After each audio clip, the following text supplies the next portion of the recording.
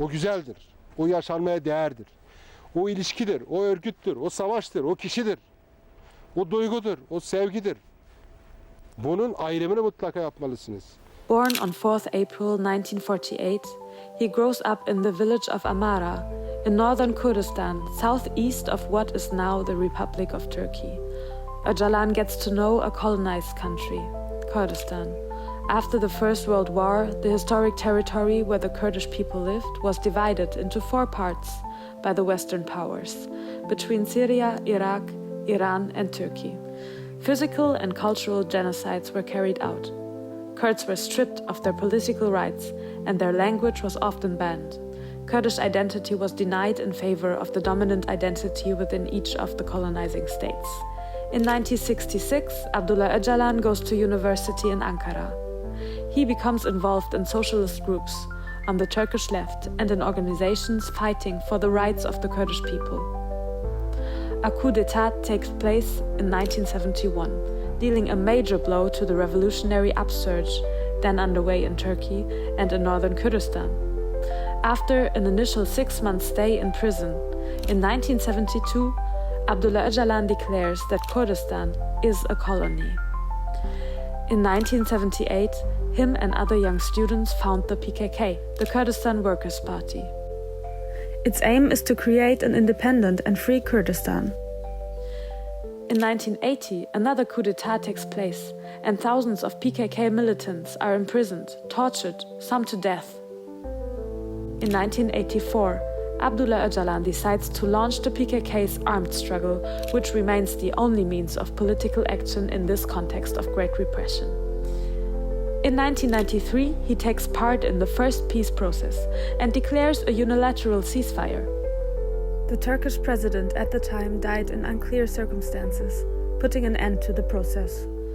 Abdullah Öcalan's will for peace is not in the interest of the imperialist powers, especially for the USA and NATO. They want to destroy the Kurdistan liberation movement so they can control the region with no opposition. In the 1990s, faced with the collapse of the USSR, Öcalan carries out extensive research to develop a new paradigm for socialism. He emphasizes that women represent the oldest colony, and that their liberation should be the basis on which society as a whole can be liberated. In front of the 5,000-year-old patriarchal state system, he proposes the paradigm of democratic modernity based on women's liberation, ecology, and radical democracy. In 1999, following an international complot by dozens of states, Öcalan is captured in Kenya by Mossad and the CIA. Today, 26 years later, he is still locked up in solitary confinement on the prison island of Imrale. From prison, he publishes numerous books, including the Manifesto for Democratic Civilization. Öcalan's paradigm has served as a model for the Rojava revolution in northeastern Syria and initiated the Xinjiang Azadi revolution in eastern Kurdistan and Iran. These ideas are being put into practice by millions of Kurds, more and more Arabic people, Armenian people and Syriac people, and increasingly many others from all across the world. During the time of his imprisonment, Abdullah Öcalan has been subjected to numerous human rights violations, including death threats, poisoning, isolation, and other types of psychological torture. Despite the extremely difficult conditions, Abdullah Öcalan has always continued to search for a peaceful solution to the Kurdish question. After 10 years in heavy isolation, on 27 February he launched a historic appeal for peace and a democratic society, which was widely echoed around the world.